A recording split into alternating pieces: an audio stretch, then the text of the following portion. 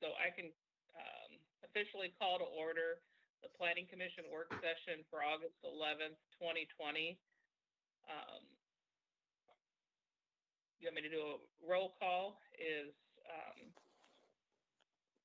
Vice Chair Kai? Present. Commissioner Kai? Oh, I don't have your last name. I do. Commissioner Holm? Here. Commissioner Wydola? Present. Commissioner Brown? Here. Commissioner Giles? It's Giles, but here. Giles, all right. And Commissioner Harsh? Here. I think I had it right. All right. We have a comprehensive plan update from Erica. You're muted. Okay. I'm here. Okay. This update is going to be fairly quick, and the reason why it's going to be fairly quick is because our next Planning Commission meeting on August 25th is going to be a work session, and it's going to be about the housing block theme of the comp plan that we're currently in. We have a lot of information to give you at our next Planning Commission meeting. We're going to be going over all of our public engagement, what we've heard with all the stakeholder interviews, what we've heard with the survey that went out to folks. Just to let you know that we have received just about 1,100 survey responses back. And so we're trying to compile all that data and all that information at the moment. And then we're also going to have a draft policy document for Planning Commission for you to start to chew on and to work through over the next couple weeks. So that's going to be a big meeting full of housing information for you.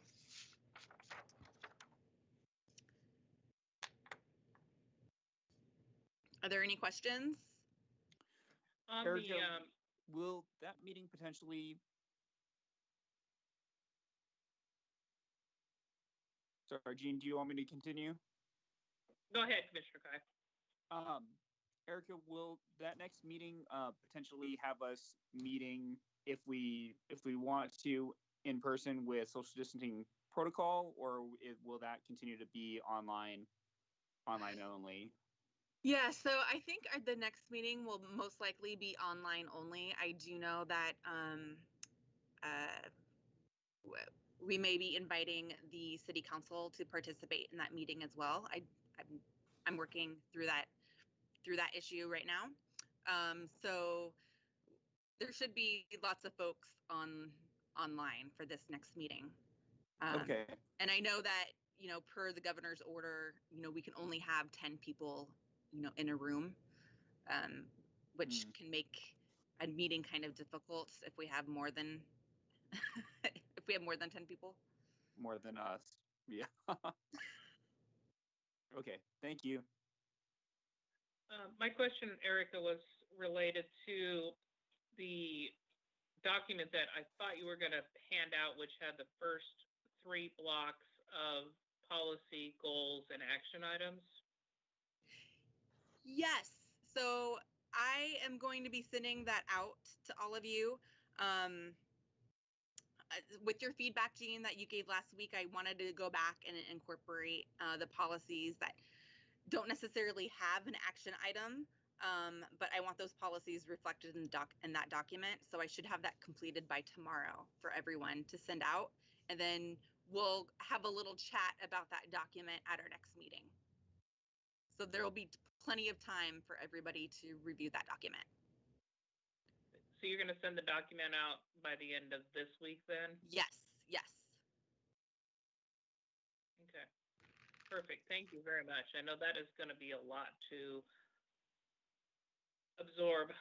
And I would ask either one of the commissioners, new commissioners, Taylor or Mike, if you have any questions, please don't hesitate to reach out to me. I'm the liaison between the Planning Commission and the CAC that's been working on the previous block. So bird's eye view at 10,000 feet of what we've been working on to get to those first points, I'm happy to set aside some time so we can talk about it. Okay, and who's this? Tom, you here? Who's this talking right now? This is Jean. Oh, it's Jean. Okay, perfect. I don't recognize everybody's voices yet. That's okay. And then, so the packet that you are going to be sending that you say is going to be a lot to consume, was that not the one that you sent us that we You'll read? have a new packet that I'll be sending out next Tuesday with all that summary information that we've gathered from, our survey, our stakeholder interviews. Yeah. Okay. I know there's a lot of information that's being consumed at the moment.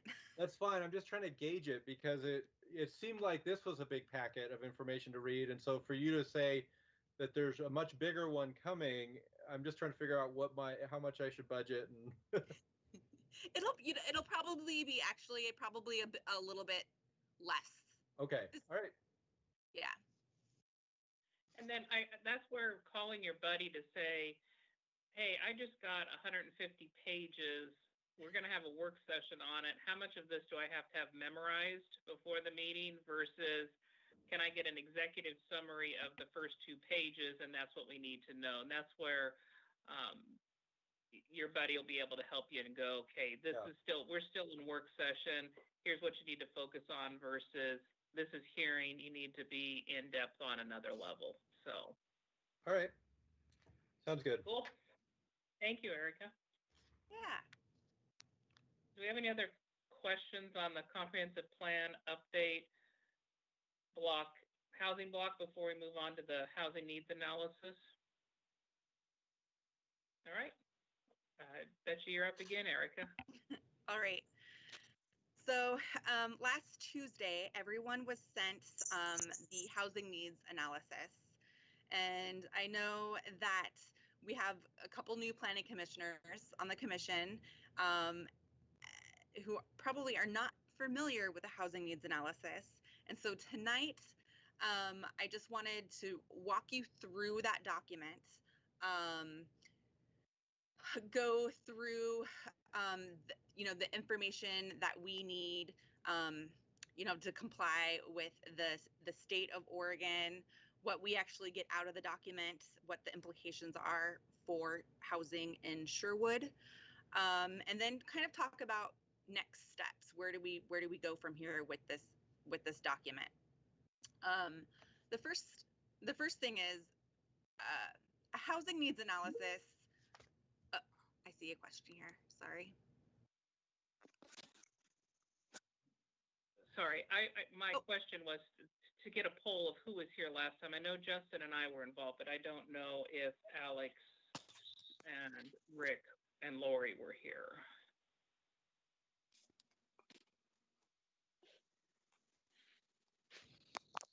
I wasn't. No, I wasn't. Rick, you weren't here. Okay. Looking back on it, Gene, I think it might just be you and me at this point. Okay. So that just gives me perspective because Justin and I had a lot of conversations with the Planning Commission and City Council last go around. So I just wanted to see. I just didn't remember if there's anybody else. Thank you. Oh, great. I am actually going to pull up on my screen the presentation. Can everyone see it? Yes. Okay. Yep. Great. Yeah. So a housing, you know what, since when I have this up on my screen, I cannot see the chat function. So if somebody just wants to chime in, if you have questions as I go along, just chime in. We'll just do it that way. Just to start off here, so a housing needs analysis is a background document. It's a technical document, and it's required by the state of Oregon to have as part of the city's comp plan.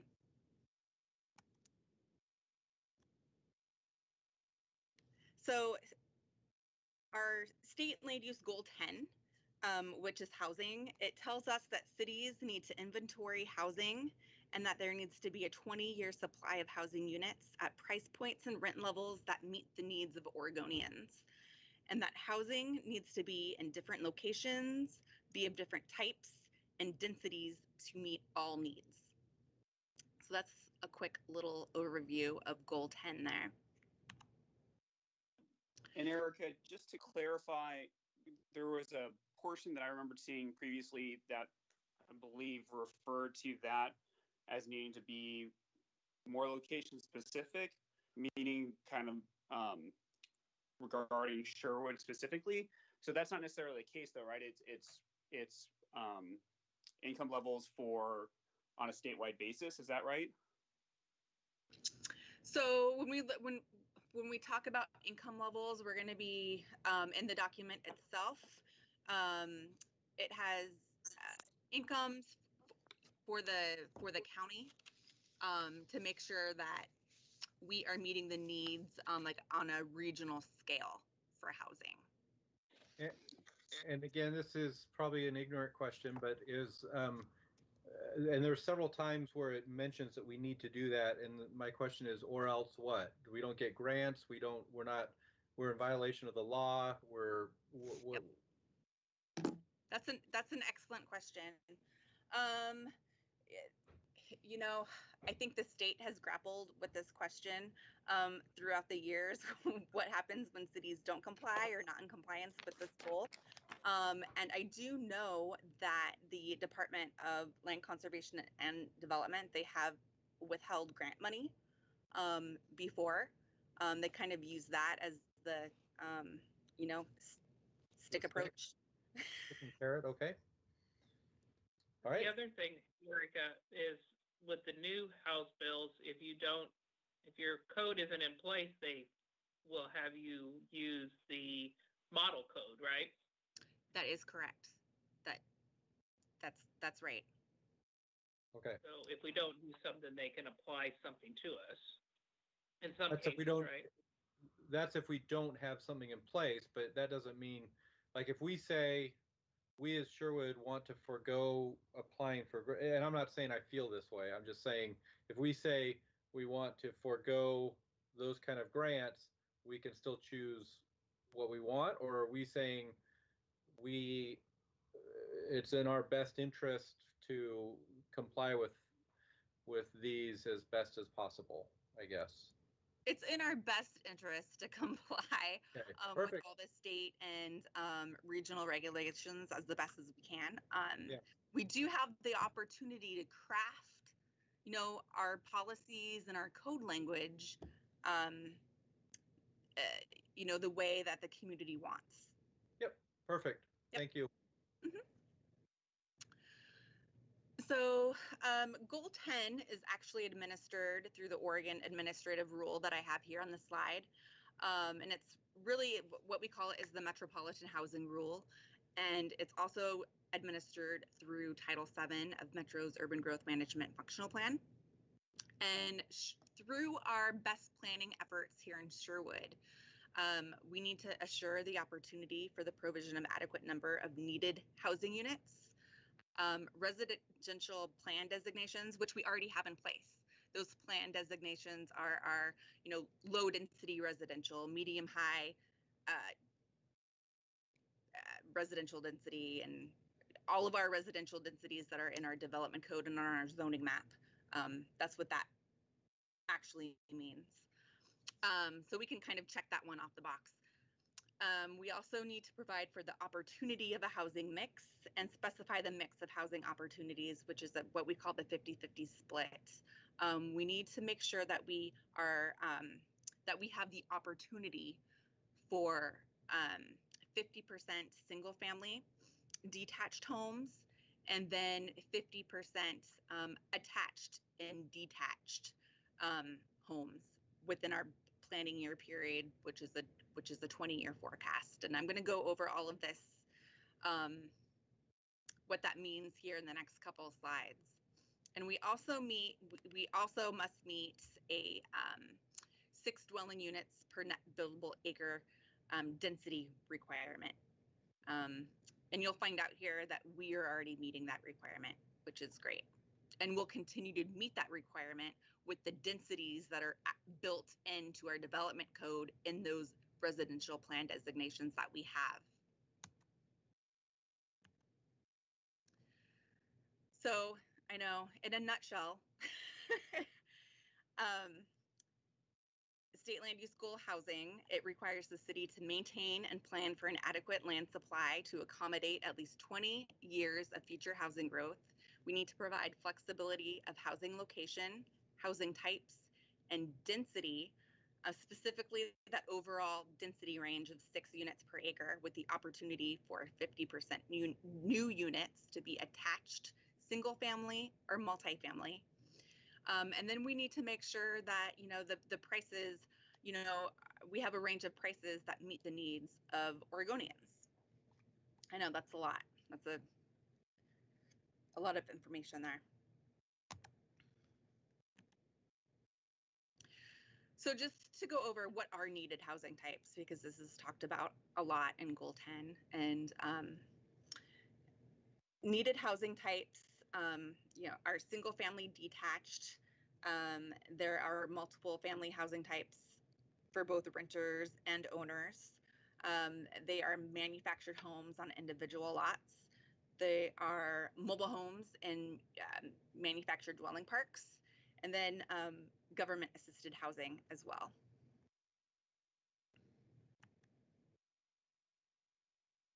So again, why are we doing this housing needs analysis? It's required by the state. It provides us information as to how much growth we're going to see in the next 20 years. So we have a projected forecast of that growth. It also lends itself for us to see if we have enough land to support that growth, and what types of housing are needed in that growth, in that planning period. And then we just really, then again, we want to make sure that we have enough residential buildable land for that 20-year planning period. So sorry, I can't see all this on my computer. So I'm just going to go over some of the data that is in this analysis. And so this slide is the mix of housing types in Sherwood. And as you can see here, since 2000, Sherwood has seen additional growth in single family attached housing. Much of the existing housing supply in Sherwood is single family detached. But as you can see, multifamily units have remained relatively constant. That's the 18 and 17% at the top.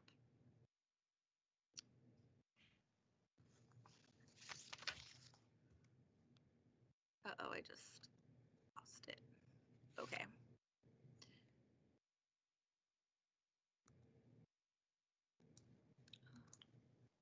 There we are. So this is housing units by type and tenure in Sherwood.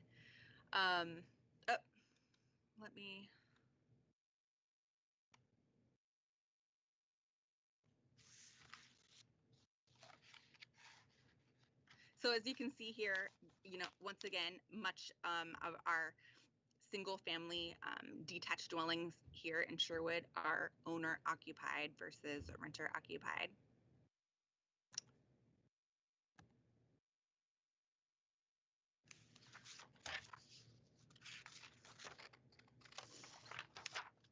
This table is talking about our overall development densities, and this is when we're gonna find out if we're meeting that overall 6 dwelling units per acre with our current densities. And as you can see here in this table, this is we're looking at the years 2000 and between 2000 and 2014. And we can see here that Sherwood, we are in fact meeting that overall requirement of 6 dwelling units per acre. And again, and I'm sorry if I'm not supposed to be interrupting, a dwelling unit, if I have a family of 5, my house would be considered 5 dwelling unit. No, your house would just be considered one dwelling unit, and you have 5 people in your household. Okay. So dwelling unit is the area with which one family lives per Correct. acre. Perfect. Okay. Yep. And is this the thing that I'm supposed to wait till the end to ask all questions? No. Feel Okay. free to chime in. If you have a question, chime in. That way Okay. you don't lose it, because I can't see the chat feature.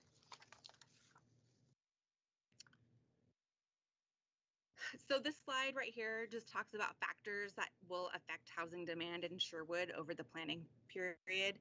And as we know, there are many demographic and social economic variables that affect housing choice. We know that housing choice is really dependent on the size of household, the age composition of folks living in that household, and income levels. That's all, those 3 things really correlate to housing choice. And within the H&A document, it outlines a lot of national housing trends. It talks about housing affordability and the fact that, wages aren't really keeping up with the higher cost of housing. And this is really creating a change in housing preference, especially for those who are millennials. Millennials tend to be renting longer, and on average, they're renting or owning smaller homes as smaller homes are becoming more popular. So this little graphic right here, as you can see, everyone, primarily we start off in a family household. You grew up, become a teenager, go to college, you're single, you move out on your own. You might be living in a multifamily type of unit. You're young, you get married, you might move into a townhouse. As your family grows, you might move out and get a single detached home. And then, you grow old and you might, move into a different home in your older years. So age distribution here in Sherwood, and this is this really correlates with our next slide here. But as you can see, we always hear that Sherwood is made up of a lot of families, and that's true. If you look at our age distribution, you see a lot of folks here in Sherwood that are between the ages of 30 and 50. And then you also see a lot of young people here in Sherwood that are, between the ages of, 10 and 20.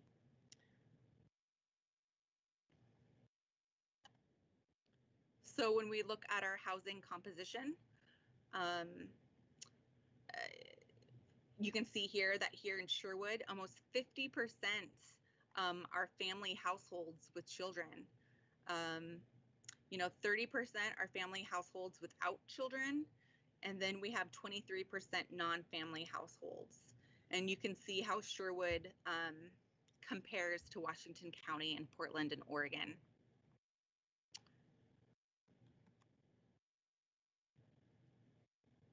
So household income.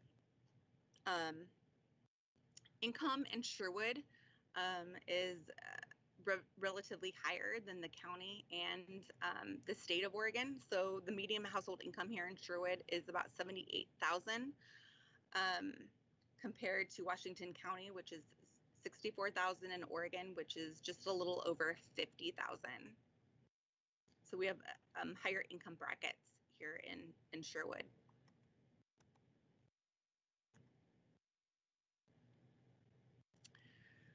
So this next slide has to do with the cost burden of housing. And what we mean by that, we're talking about those households paying more than 30% for housing costs. And so those people who are paying more than 30% of their finances on housing, we term those people to be cost burdened. So here in Sherwood, we see that we have 38%, but out of those 38%, 44% are cost burden for renters and 35% are owners. All right. So this next slide is truly our forecast for housing growth for Sherwood. And this is for that 20-year planning period. So this is for 2019 to 2039.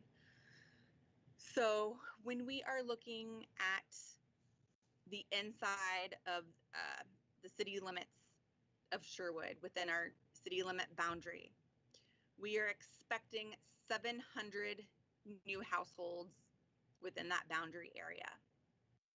When we look at Brookman and some of those areas that have not yet annexed into the city, but will annex into the city eventually, we are projecting that that area will give us a supply of a little over 1,000 new homes, a little over 1,000 new housing units. So within the overall Sherwood planning area, which is inside city limits and those areas that have not yet annexed into the city but will, we are looking at 1,729 housing units over the next 20 years. Does that make sense for everyone? Yep, and Mike has a quick question if you could go ahead. And Thanks, Jean. May I ask, so in reading through this documentation, and I think I saw the stuff you said a couple weeks ago as well, we showed an average growth rate of 8.8% or so, which was far exceeding the normal, right? And so we have Metro giving us these numbers, right, of these annualized growth rates. I guess what that AGR stands for. So yeah. The question is, do we just have to keep going back to the well every time that we just blow this number out? Because it's unrealistic growth based on historical. And I realize that we are bumping against the boundaries of our urban growth boundary, but it seems based on, I mean, I understand we're running out of time, and I read your document and it said that, you know, it's not sustainable due to limitations, but it still seems like we're growing at a much higher rate than 1.1% net average. So does that mean that next year we just have to come back and redo this whole calculation again, or is this just a recurring drill because we're exceeding the expectations put forward by Metro? No, so this is just a snapshot in time. So okay. We'll come back to this document roughly every 5 years to give it an update. Okay. And at that time we can see, you know, how fast we are actually, you know, growing. to update these numbers. Yeah. And then Justin, did you have a question? Thank you. Yeah, and I know I think we'd asked about it before. What was the study period previous to this? Was it just 20 years prior? So those say 1999 to 2019 roughly? So the last housing needs analysis, okay, sorry, I'm going to take a step back here.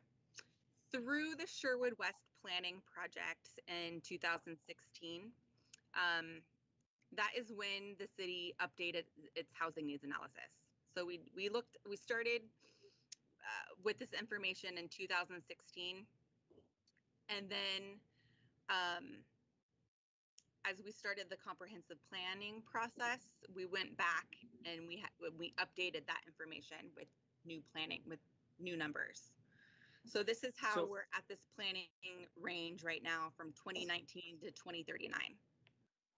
Because what I'm primarily curious about is how and understanding that these are updated on a more regular basis, more than every 20 years. You know, like you're saying, roughly every 5 years. We're just wanting to know roughly how accurate are they. And my thought was, you know, say back in, you know, the late 90s. Oh yeah. Did that document look, you know, with a population of roughly 3,000 to 5,000, expect, you know, did that document predict that, you know, we would be at 20,000 in 20 years? I can look, I'm not sure. I would have to go back to that document, or at least go back to our old comp plan to see what it says. Okay. And I'm guessing the limitations at that time were different than what we may be running up against with now in terms of buildable lands and things like that. So Right. And that's certainly true. Yeah. I think to Mike's point is that this is a suppressed number of 1.1%, not because we're not going to grow at that percent if we had land. We just don't have any land unless we annex. And the annexation process is not something that's going to happen within the next, except for Brookman, it's not going to happen in the next short-term horizon because it's Sherwood West. Correct. So, Yep. okay. So once we start to, so if we ask for an urban growth boundary expansion, and part of Sherwood West comes into the UGB, then you would probably see this projection, at least our growth rate might go up a little bit. Erica, a question on that. So this number and percent of 1.1% is it like the median range of what our percentage growth should be, or is it at the bottom? I assume it's not at the top. Of how we should actually be growing, or of how much we could grow.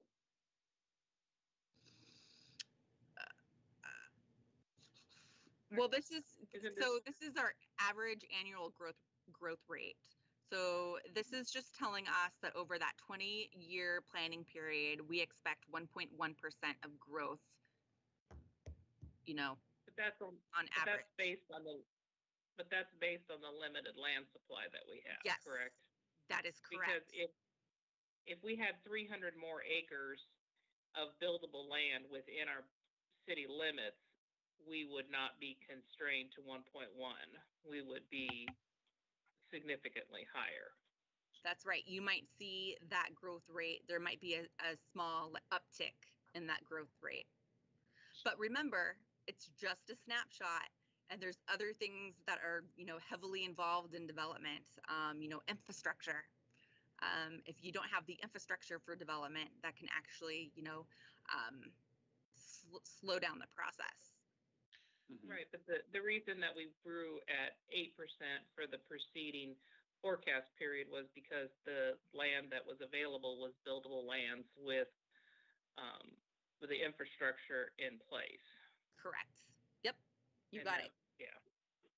So can we just do one more 10,000 foot view comment? That part of this review isn't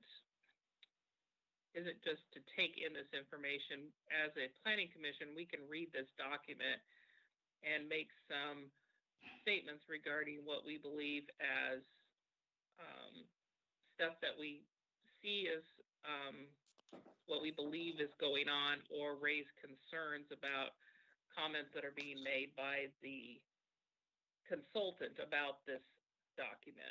Because what we have to do when we go to hearing is put our name to it, saying that we believe that the housing need analysis as presented is factual and what we would like to have our code and our comprehensive plan look at as a document we support as we go forward, correct?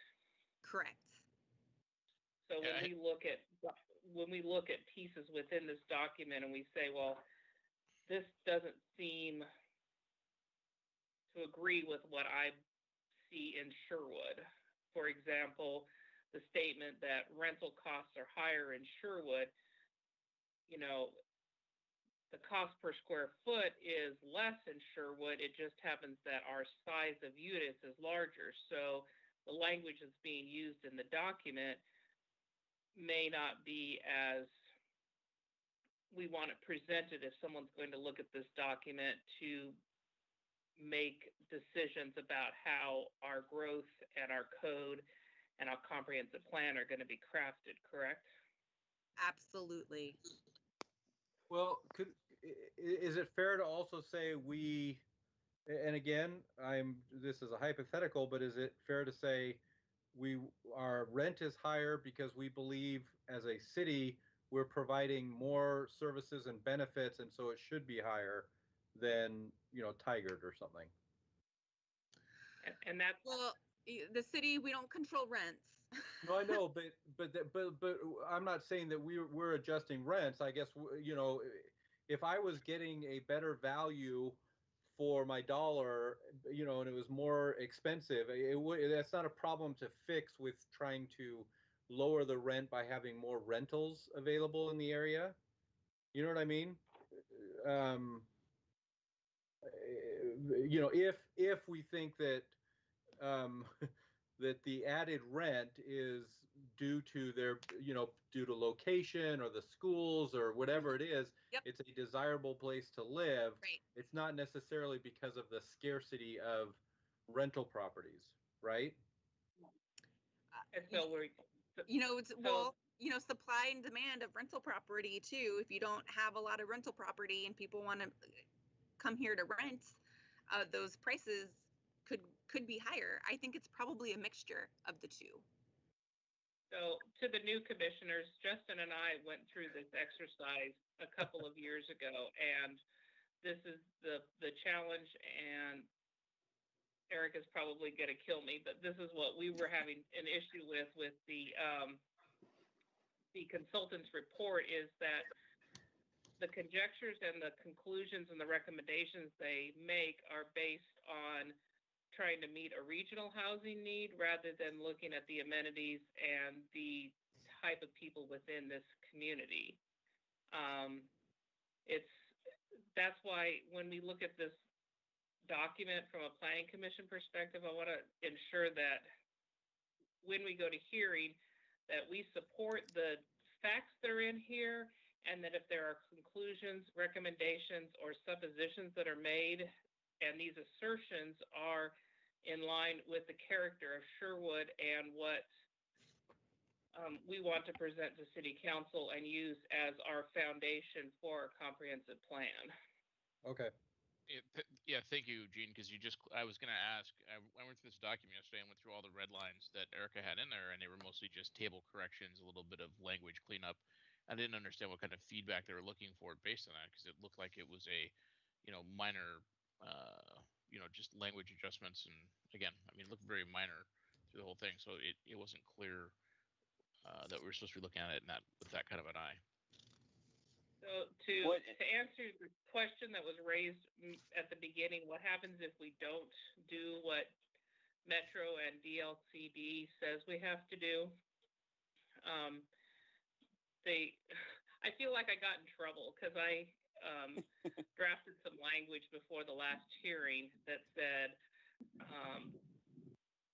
as a planning commissioner, this document in its previous form had a lot of recommendations and suppositions that were not in line with our character, and it was supposed to be, in my understanding, a fact-based document that was just presenting facts and figures that we would then make suppositions from, but the consultant had made suppositions. And so that document never got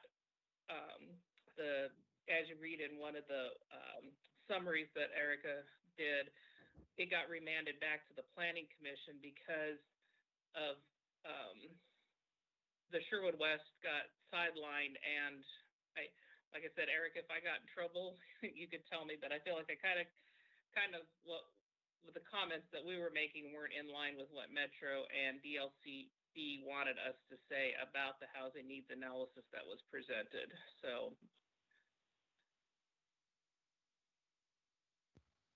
I don't think you got in trouble, Jane. I feel like I got in trouble. No, I feel like I caused trouble. I don't think so. We just went.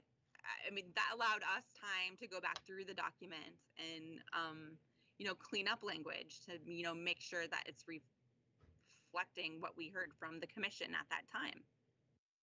Well, and Jean, a big issue from what I remember in the original document was, well, like you're saying, what conjecture the consultant was jumping to, and a lot of that was, in my opinion, was made to support the original housing mix that they were recommending, which was the 50% single family detached, 10% attached, and 40% multifamily, which is a big issue that I had with that original document, just being that that's not one that doesn't reflect, the makeup of Sherwood, and not saying that what should be done should be what was done in the past, but what was done in the past was based off of what would sell, and so what the consultant was kind of pushing for was something that just isn't what people are typically looking for in Sherwood.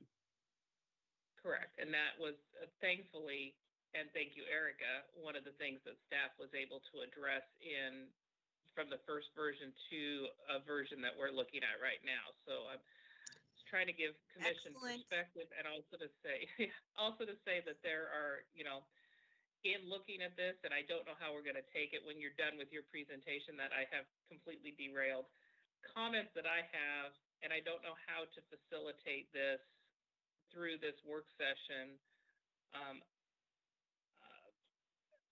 things that I still see that maybe we could, if we can put the Sherwood twist on them so that we're not taking the consultant's metro recommendation.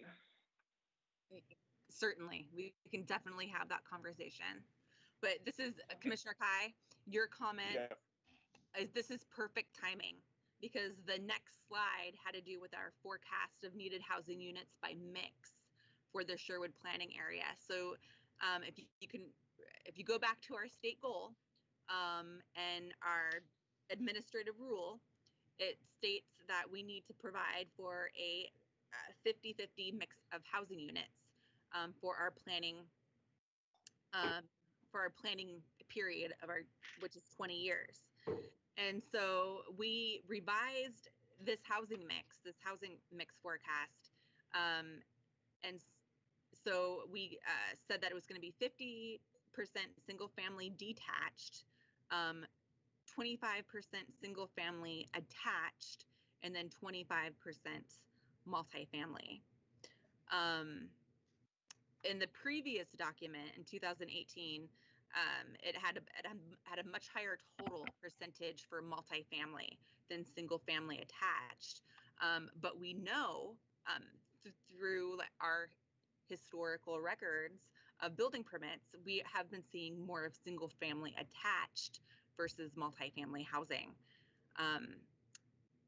So this document right here, reflects the discussion that we had with Planning Commission, I want to say about a year and a half ago now, for that mix of housing units. And does this meet the criteria for HB 2001? Yes. Okay. We are just providing the opportunity for our 50-50 split of housing for the next 20 years.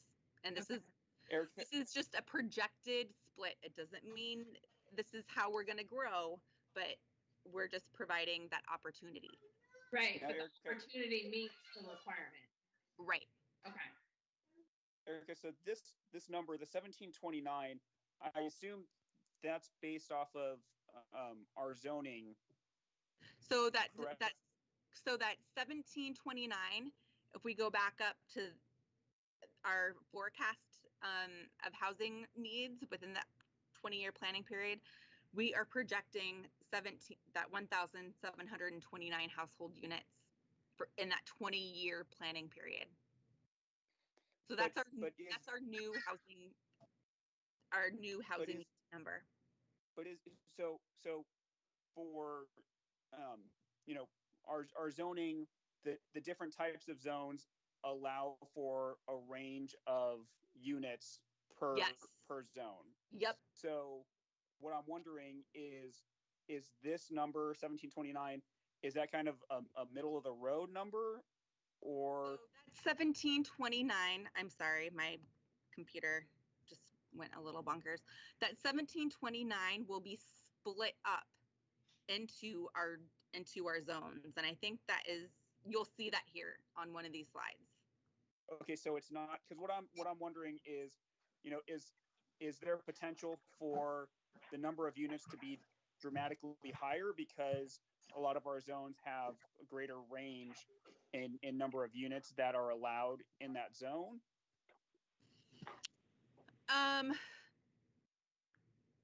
Or is this where this is the number we're trying to get to, which then determines what lands are what zones? The latter. So this is just Okay. a projected number. Projected. Okay. And then it's going to tell us here when I get to that slide,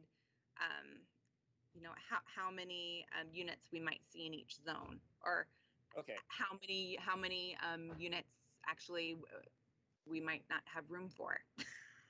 And so knowing that it's the latter kind of takes care of the concern that I had, Yep. which was if it wasn't the latter, if it was more the first scenario that I was kind of outlining, it just leaves that there's potential for dramatically more units.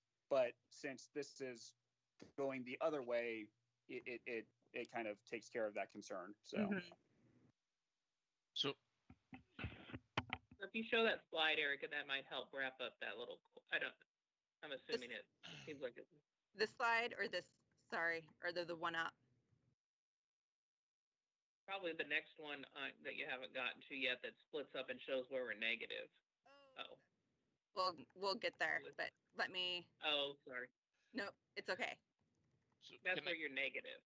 I have a question. Justin and Nancy, this is where it's showing the negative of this is how much we have. 76. We have enough to build 76. Based on the split, we need 95, so we're short in the BLDR. Yep. That's how much land we need. And yes. Is this taking Brookman into account? Yes. So that 1,729 is within city limits and within the Brookman area. Okay. So then the 1,121 is not taking Brookman into account? No, that's what we have right now. That's our capacity. That's what we have like right now. Like how many households could fit into that very low density residential zone. We have the capacity for 76 new dwelling units, but we have a housing demand for 95, which means but we're able to meet the housing demand with Brookman. Correct? So roughly. We're going to be short. So this table, we're actually, and I'll back up here. But this table Sorry actually for making this difficult for you. No. So this table actually shows that we're 608 dwelling units short for meeting our housing demand here in Sherwood for the next 20 years. And including adding Brookman in, but not Sherwood West. Correct. Okay. Correct. And so this will accommodate us for 4 to 10 years, and within that time, we'll probably be revisiting it because we'll be bringing Sherwood West in. Right. Got it. Okay. Provided services can be met in Sherwood West, which was one of the reasons why I believe there was a high feeling of a big fat no to have the UGB asked at the time that it was available to be asked. Right. Well, from what I remember, I mean, the thing that turned that ask around in terms of the direction that it was going in was once the school district spoke up about them being essentially at their limit for bonding, and if Sherwood West were brought in, the school district could not ask for more funds through a bond. and that Yeah. that really kind of threw a wrench in it. So these are some of the factors that are preventing us from just proposing to annex more land to actually be able to grow at a more unrestrained rate? Is a limitation of services, and our school infrastructure can't handle that advanced growth? Is that what I'm understanding? That's from what I remember, that was primarily the case in this last round of the UGB ask of including Sherwood West in at the time. So from my understanding, Sherwood West, until that bonding limit comes down or gets paid off, I don't see that problem going away. And Justin, the bonding limit, is this some kind of Oregon law or something that we have enough money on bond out of our tax situation that we can't propose more? Is that where this comes from? From what I remember, and anyone can correct me on this because I'm definitely not an authority on it, but from what I remember, it has to do with what properties the school district has and essentially how much it can bond against them. And from my understanding of it, they were kind of at their limit with the last bond that had just happened, and that was done, from my understanding, without taking Sherwood West into account. And so that was kind of the issue of bringing Sherwood West in much earlier than the school district would have been anticipating for. So yes, it was a political. There's probably a lot of factors into it, but the statement that the city tax base is a percentage is a factor that's used for the maximum bond indebtedness that the school district can bond for, and we're at that limit. That and other, I'm sure, other political factors caused Sherwood West to expansion to be tabled. Okay, thank you, Gene. Yeah. Because I had been sitting here wondering why we just didn't start the process to get more land available to grow Sherwood at the rate at which it seems to want to grow. Sherwood West also has infrastructure issues. There's getting water, sewer. There's probably a lot that has to be done to get it across the highway so that it can be taken care of in the areas that the services need to be, the level that they need to be to grow it. And Gene, the existing infrastructure that is on that side of the freeway, it's just not sufficient to service Sherwood West, essentially? At this time. Eric can answer in detail, but my layman's version is that they have to bring in a certain number of acres to make it worth their time to do the amount of infrastructure that's needed to fix the roads, water, sewer. As they have to have enough acreage to bring it in, but if you bring in that acreage now, you don't have the scalability for the infrastructure to be put in. Yeah. Okay. Can't grow faster than the roads and the water can be serviced. Yes. So does the city have a natural growth plan to support those infrastructures over time? I mean, how does that work? Don't the developers also have to pay for and expand out their own, if you will, subdivisions as they build these things? I mean, how does that happen? From my previous gig on the bond oversight committee, I know that they did build the plan for the Sherwood, that there is an additional wing that could be built out, but I think it's a question of we've got to pay down that bond, over time. So I don't know what the number is, but let's say 10 years before we would be able to, issue a new bond to build, some of that infrastructure. So. And that's just the school. You still got to get transportation, water, and sewer on. And that, you're right, the developers do pay part of that as they come in, but I don't. Erica, can development pay 100% of their cost of? Oh, that never happens. There you go. In the perfect world, it does work, but not in reality. Right. Is there a short answer as to why it doesn't? Because you would have cost-burdened houses. Right. of the new housing would be cost burden. Yes. Right. And Oregon state law does not allow you to add system development charges for schools. You can do system development charges for parks, water, etc., but you can't do it for schools. So new construction can't pay for the cost of its own schools, according to Oregon law. Yep. That's insane. Yep. All right. So I have a couple more slides. Or 16.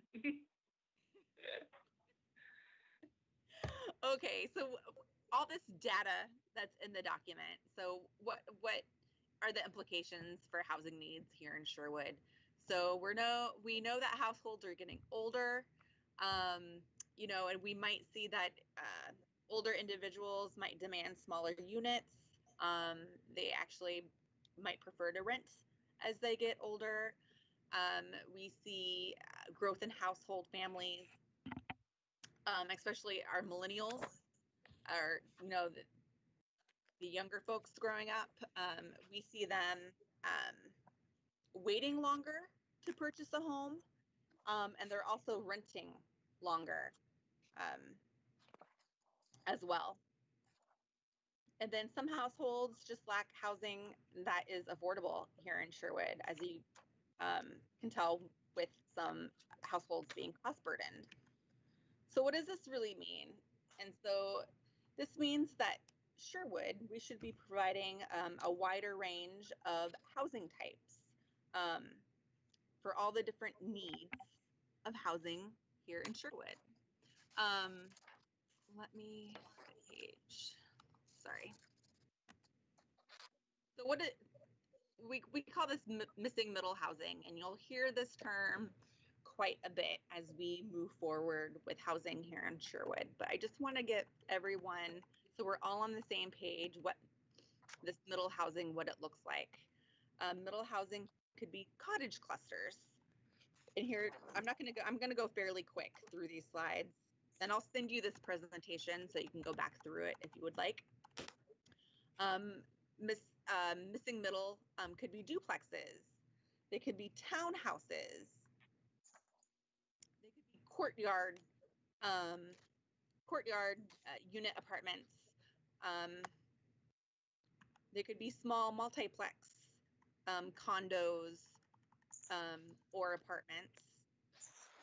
And typically these small multiplexes are between 2 and 3 stories, and they have anywhere between 5 to 10 units. And of course they could be multifamily housing units, and these could be in commercial areas. So you could have commercial uses on the bottom floor of the building with residential on top. And then we also have small lot single family detached homes in this middle family or missing middle housing as well. Erica? So those are just the overall types. Yes. There's no mention of mobile home parks in that missing middle. Is that intentional, or is that just not qualified in that grouping? That is an excellent question. We haven't really talked about,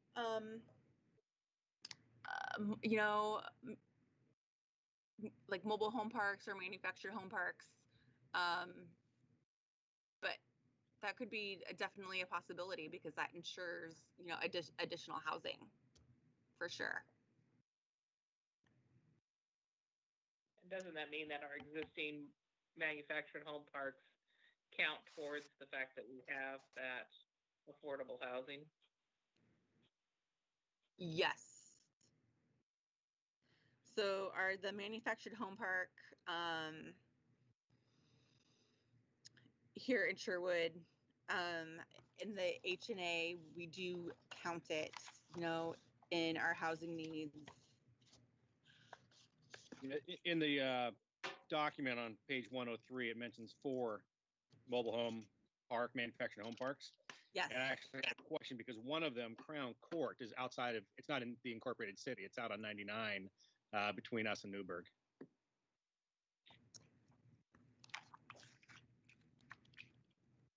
Oh, that's a good edit to. That's a good edit. Thank you. Thank you. It does carry a Sherwood address, but it doesn't look like it's within our boundaries. It's a great edit.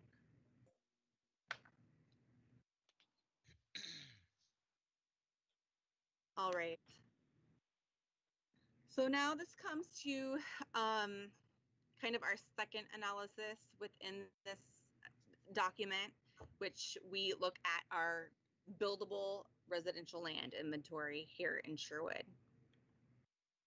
So we are really looking at our supply, our capacity of housing, and then our housing demand.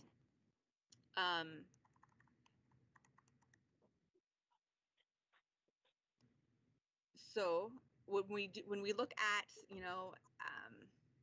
how many vacant acres we have here in Sherwood, and how many units we can get onto the within that area, within our zones, that's our capacity. And so, as I know, we talked about this slide just a couple minutes ago.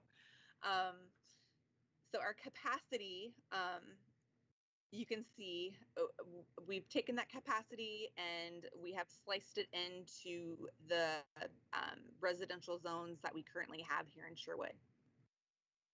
So in our very low residential density zone, right now, for our 20-year planning period, we can accommodate our 76 housing units in that zone. But we have a housing demand. Our future forecast is showing us our housing demand actually in that area is for 95 housing units. So we actually have a deficit of 19 dwelling units in that zone.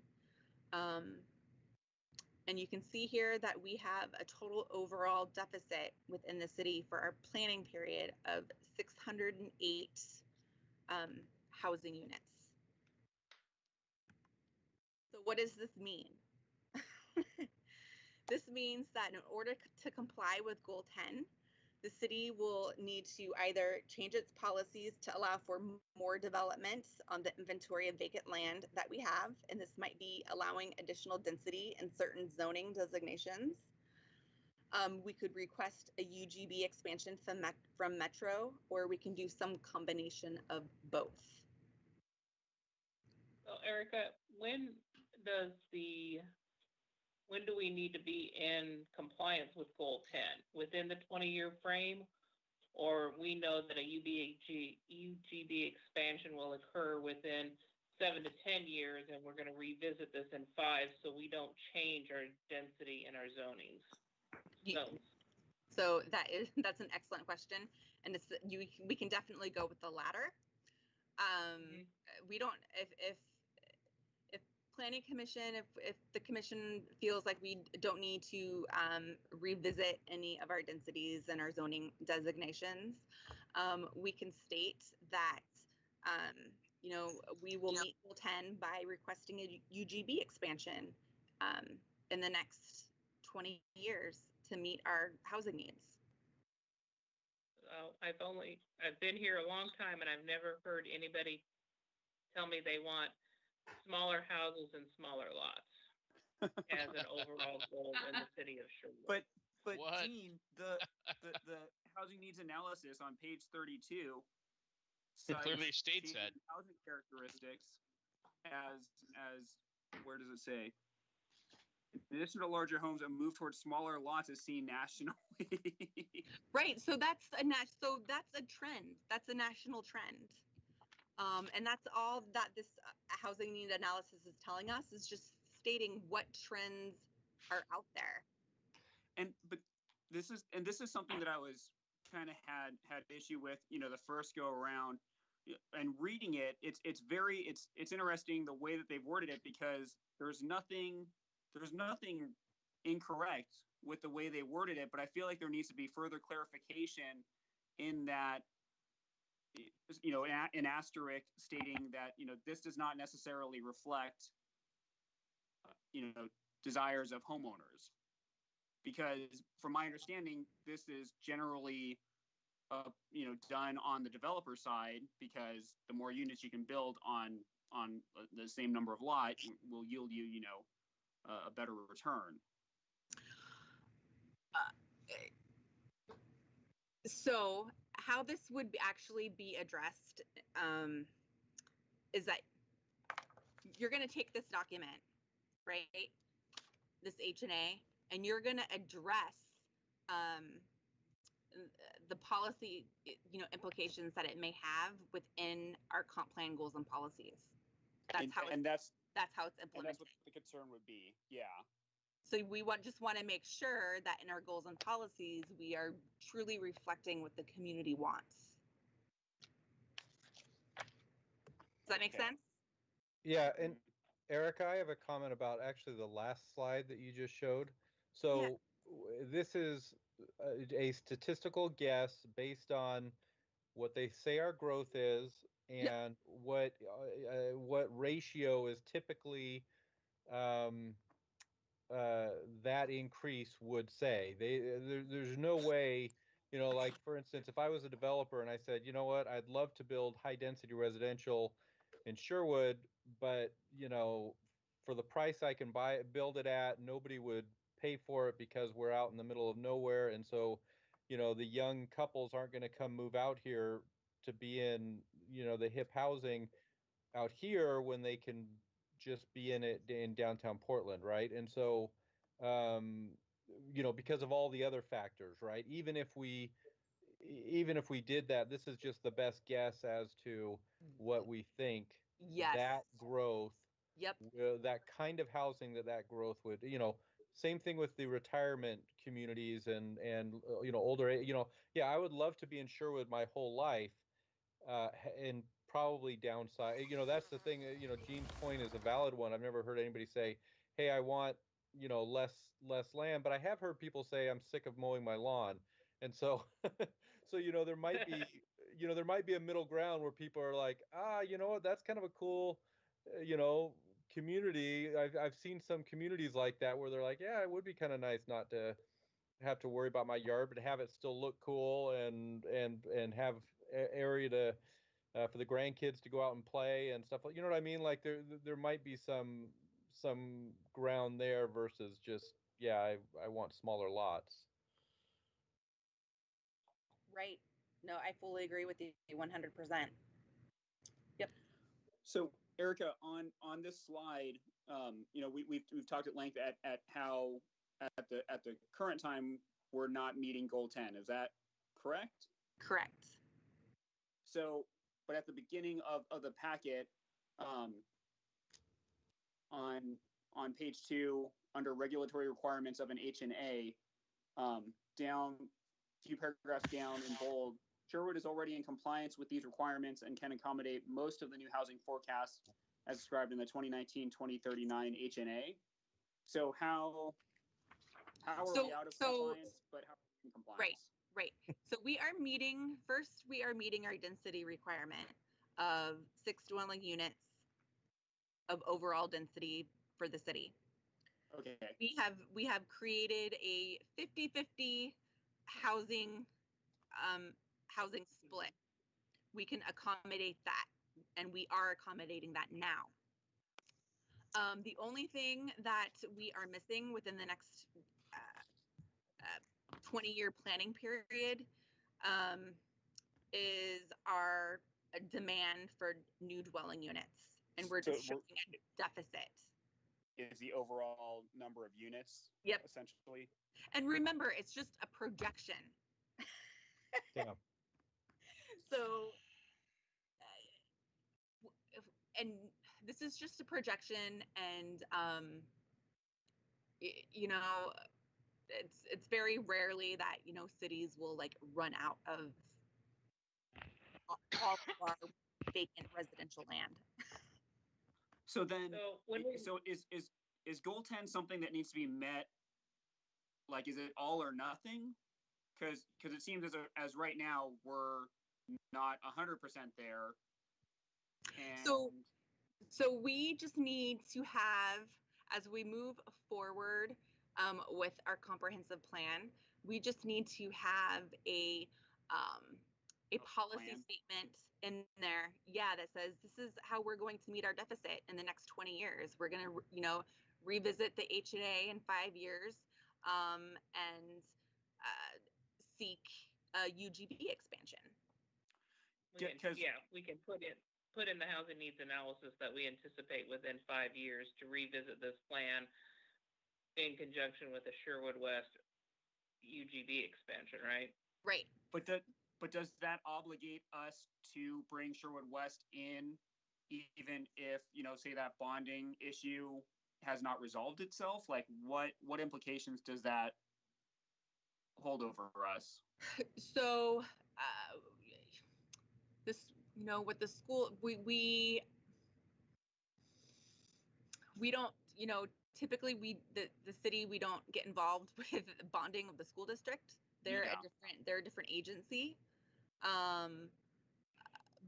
But even if we do expand the UGB and, it can take many, many years for development to happen. For example, Brookman. Brookman came into the UGB in 2004. We just started seeing annexations for development in 2017. And we only have, 90 acres of Brookman annexed. And, those subdivisions that we have approved through the planning process over the past year and a half, we probably won't see them fully built out for another I would say probably 2 to 5 years. So as right now, Sherwood West remains in our urban reserve, and then the next step would be for it to be brought into our urban growth boundary, correct? Correct. Okay. Yep. So it is in our urban reserve right now. There's no chances that due to high infrastructure costs and over bonding of the school districts that maybe King City could come in and cross Roy Rogers and swoop up the land from us? No. Okay. So one more question on this housing needs analysis document. How important is it that we are comfortable with the language in it? Will it be used for our comprehensive plan update, and will it be used for other, when someone does zone changes or other things? Are they going to use the housing needs analysis? Are they going to use the comprehensive plan update, or a combination of both? Typically, when someone comes in for a zone change, they will use a combination of both. So one doesn't necessarily outweigh the other. Right. But typically, when an applicant comes in for a zone change, they're going to have to show us what the need is. That's part of the criteria for a zone change. Well, we have a need because we have negatives all the way down the line, so. Right.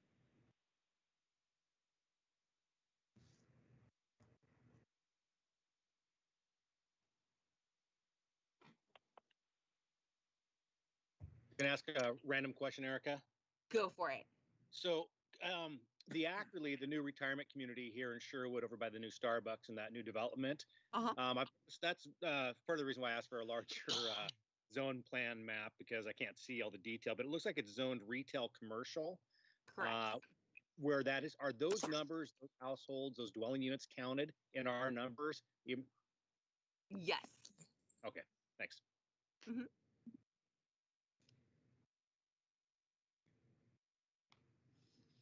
All right. So I just want to go over our next steps here. This document, it needs to be adopted prior to the comp plan which is before the end of this year, or it could be adopted as part of the comp plan. And we expect the comp plan to be completed, early next year in 2021. But as we move into 2021, this document will have to be updated to reflect, the new planning period, which would be 2021 to 2041. And the numbers, the numbers will probably go up a bit. And then also there is a budgetary cost to update this document. Every single time we update it, there's a little cost involved. So I want to make sure that Planning Commission, you feel comfortable moving this document forward into a hearings, process, and making sure that, staff, we know all of your concerns so we can address them prior to that hearing date. So a couple questions. Yeah. One, there's a cost to update the numbers from 2019 to 2021, but I would also presume there's a cost to go through a double hearing process and all the noticing requirements if we have a separate hearing this year. Have you compared the two costs? Because Yep. We're going to have to do 2 full hearings. Right. So going through the hearings process this year would actually probably be, it would be less than updating the document and then going through the hearings process with the comprehensive plan. And then since we get our direction from council, has this question been presented to them to determine if they want to see the housing needs analysis as a separate document or fold it in with the comprehensive plan? That question hasn't been directly asked to council, and we can certainly pose that question to council, I think. Staff, our main concern is that we are truly addressing all of your concerns in this document as we move forward.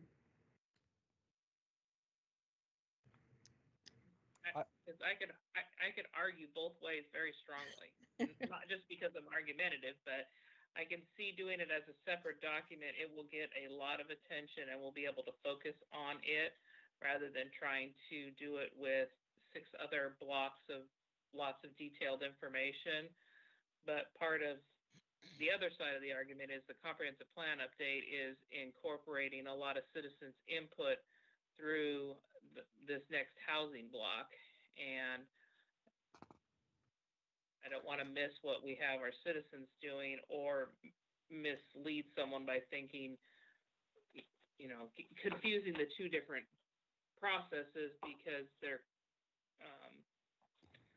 very similar in nature and name, and we're doing 2 different processes. So. Right. I understand, and I see your point there, Jean. And our housing block is expected to wrap up by early October, if that gives you a time frame. And then would we go to hearing? And then we could go to hearing after that, like in late October, November. And do we have time to do 2 double hearings? Because we have to have a hearing. We have to keep it open in case it's a citizen asks for a continuance.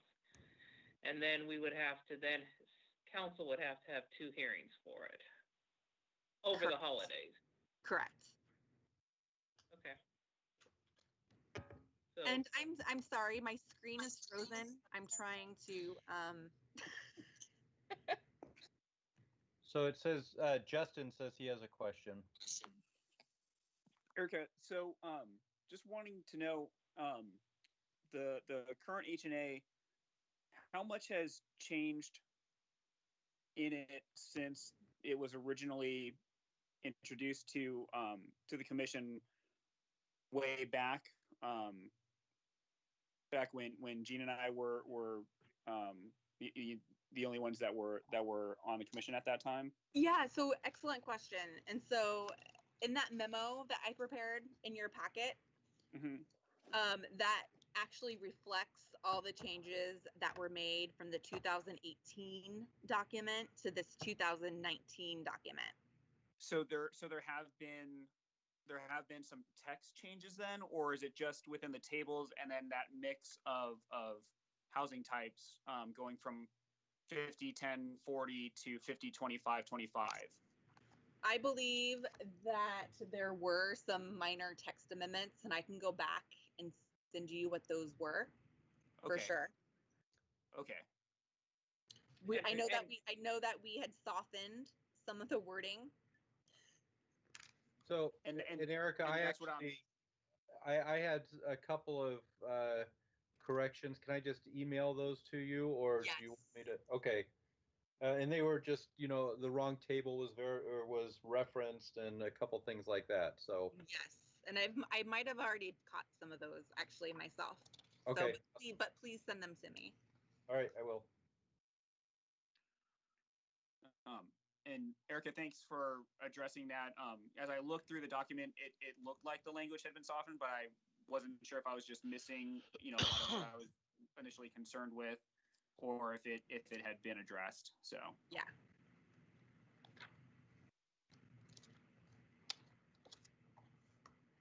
And I'm sorry I can't see you because my screen is frozen.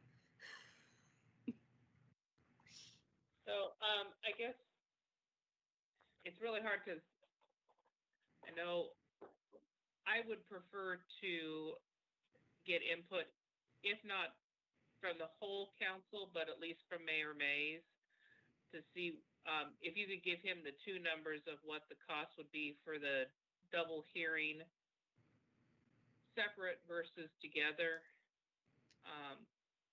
because this document has been edited after last time, and I do see that a lot of the opinions that were provided by the consultant last time have been modified or removed. I still have concerns or suggestions I would make that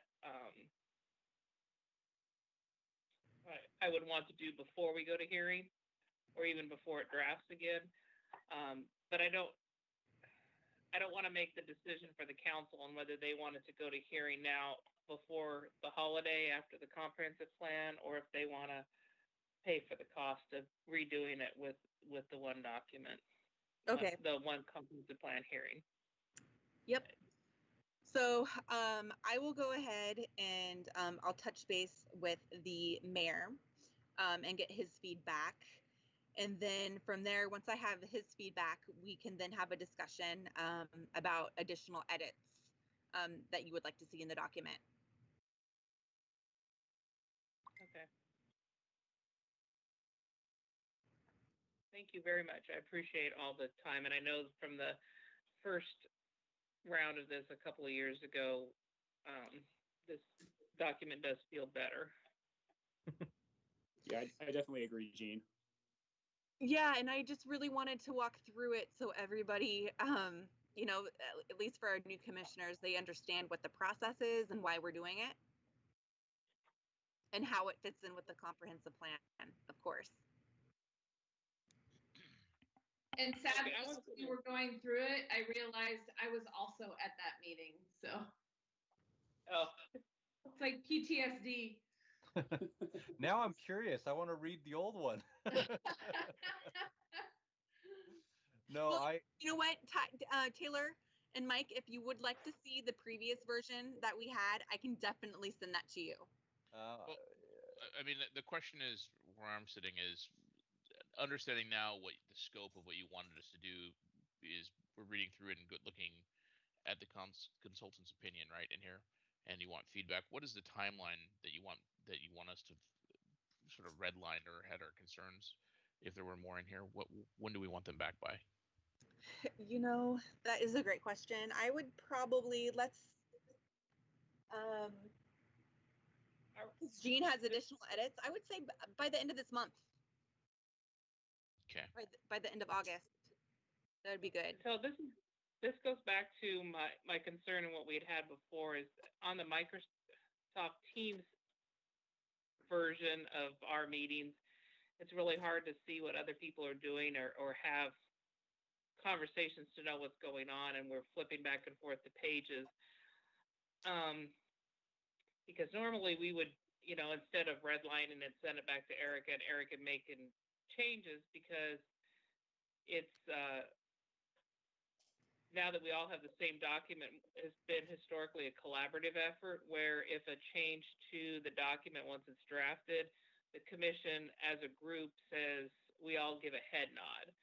Because I may have edits, but I would want to present them to the commission and say, on page 59, I think the document is missing MDRL.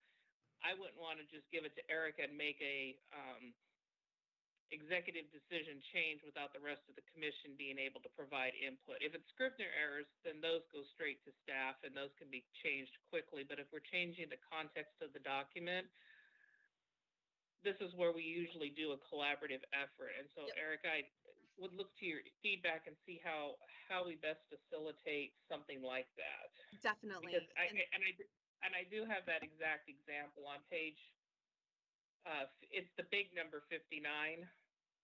When we do planning commission packets, the document may come in with page numbers on it, but the staff puts big numbers in the corners, and we always use those.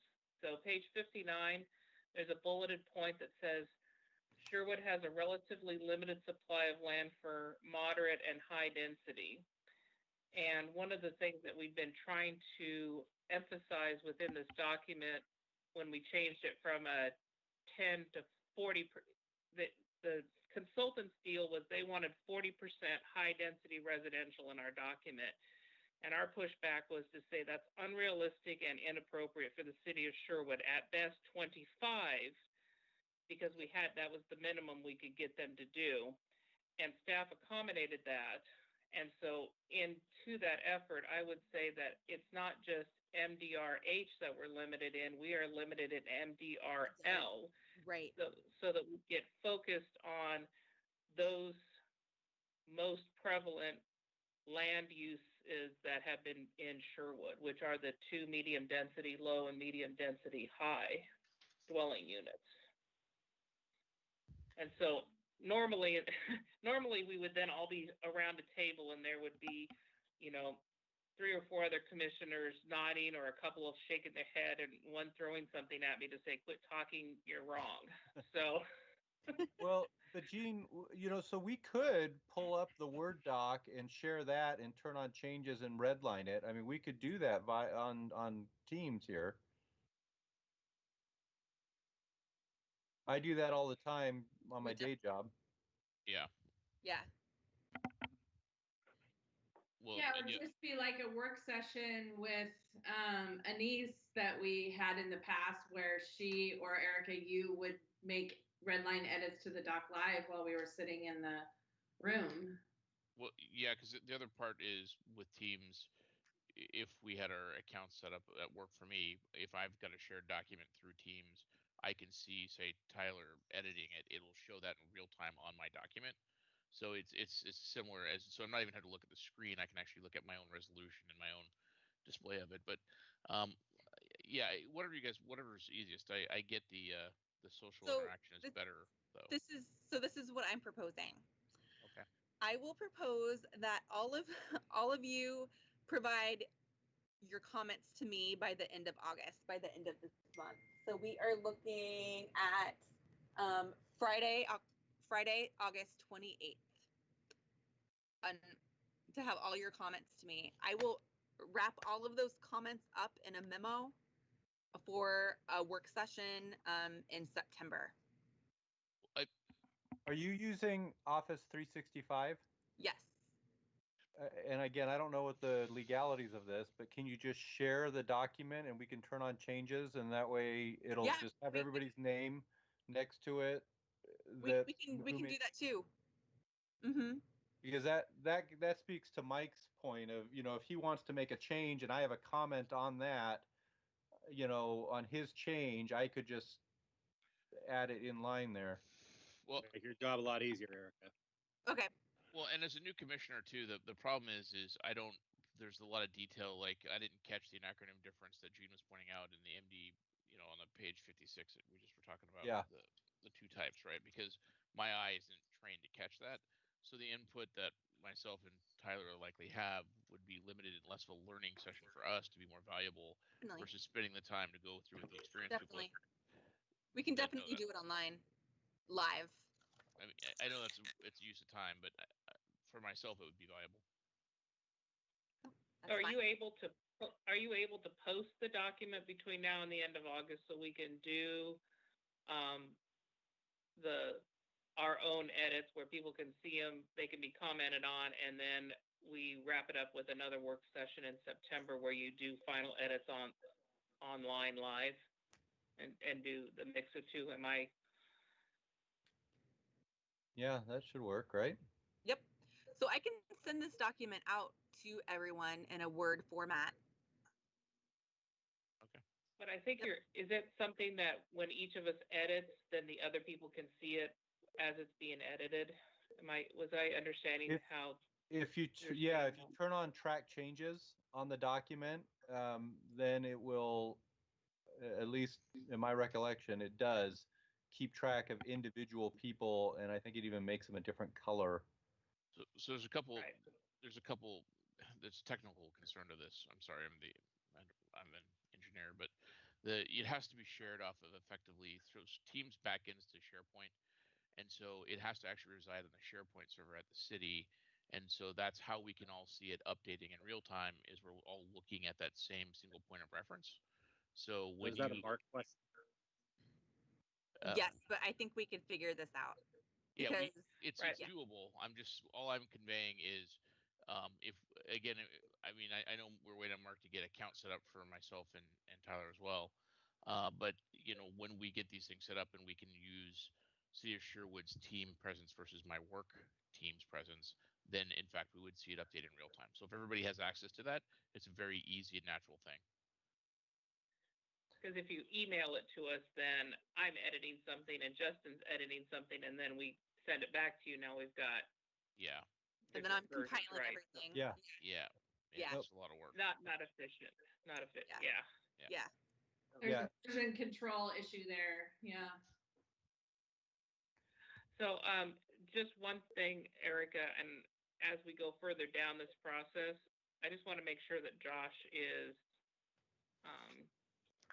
on board. Josh Soper is the attorney for the new commissioners, and I don't know if we are doing online collaboration, if that creates a quorum type event. I know that is because the rest of the public wouldn't have visibility to our conversations. Well, you wouldn't be having conversations. You would just be editing a document, online. So I just throw it out to him and make sure we're not violating. Thank you. Yeah, for sure. Crazy. I love the fact that we can do this. Erica, back on the original H&A document, I had a pretty extensive list of issues or edits. Yep. I don't know if that would be helpful at this point because it has been changed based off of that, but I don't know if that. You know what, Justin, if you have it, if you could just email it to me and I will just do a double check. Okay. Or if anyone wanted it or anything like that, you could forward it on to anyone. But I think it's beyond that point. It is a better document now than what it was previously. So.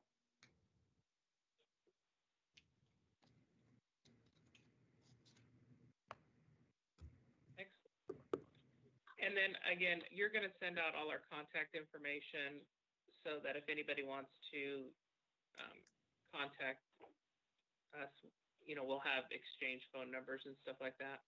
Yes. So by the end of this week, my tasks for the commission are to send out the roster, and then I will also send you the action plan that we talked about at our last meeting. That has all of the goals and policies for each block that we've done, with a list of action items that the city can undertake within like a short, medium, or long-term timeline. And send out the document from a single SharePoint instance from the city. Yes, I will work with IT on that. Okay. Send you a link. Yep. Awesome. And Mike, we just met, but I allowed you to call me Tyler 3 times, but I'm sorry, it's actually Taylor. Taylor. That's I'm all sorry, right. Taylor. That's all right. Well, I didn't murder your last name. I know. Yeah. Hey, I'll answer I to did Tyler that. Gillis. I'll answer to pretty much anything. Don't call me late for dinner. Yeah, there you go. Hey, are we wrapping? I mean, I got an email telling me to file something with the state around economic interest. How long do I have to do that? Do I have a fair amount of time? You know what? I will get back to you and let you know. I have to ask our city recorder that question. Hey, I have an answer from that because I asked Sylvia a similar thing. So you don't actually have to file. You just have to create the account, and you will need to then file.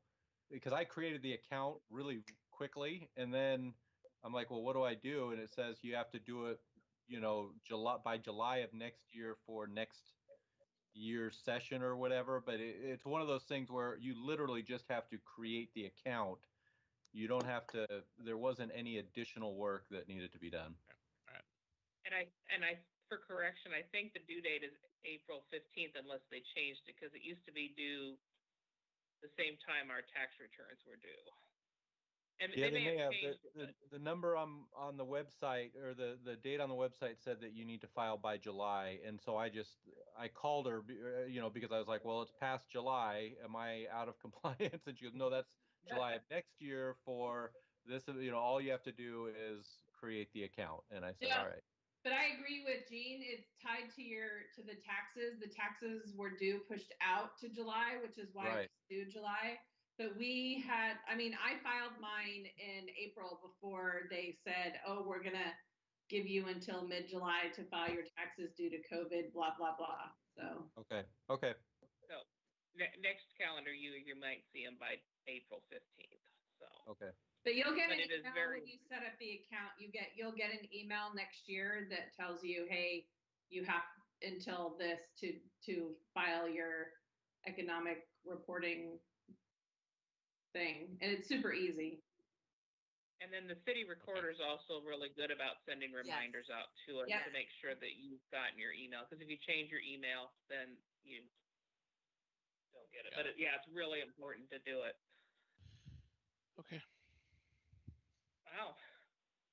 Well, it looks like we are good at 8:30. Is there anything else, Erica, that we need to do? Our next meeting is August 25th, and that is also a work session? Yes. And will it be at 6:30? It'll be at 6:30. Does that work for everybody? Is everybody able to get situated by then? And then, Erica, is someone going to help me? Is Mark going to help me? Yes, we will have it all figured out by then, Jean, for sure. Oh, I'd hate to stay at work this late just to get because my computer will work. No, we will make it work. All right. So my parting gift to you, Erica, will be my comments to the HNA. Awesome. I love it. And Lori, is this your last meeting with us? Or are you here for a little bit longer? I technically am here till the end of the month, so I can attend the August 25th one. All right, excellent. Because God knows you wouldn't want to miss that. Right. I'm just trying to think actually where I will be doing it, because I think I have to be out of my house by then. So probably at Mom and Dad's. All right. But I will be there. All right, that'll be great. All right, if there's no other comments or questions, we will adjourn. Great. Hearing none, we are adjourned. Thank you, Erica. Thank you, everyone.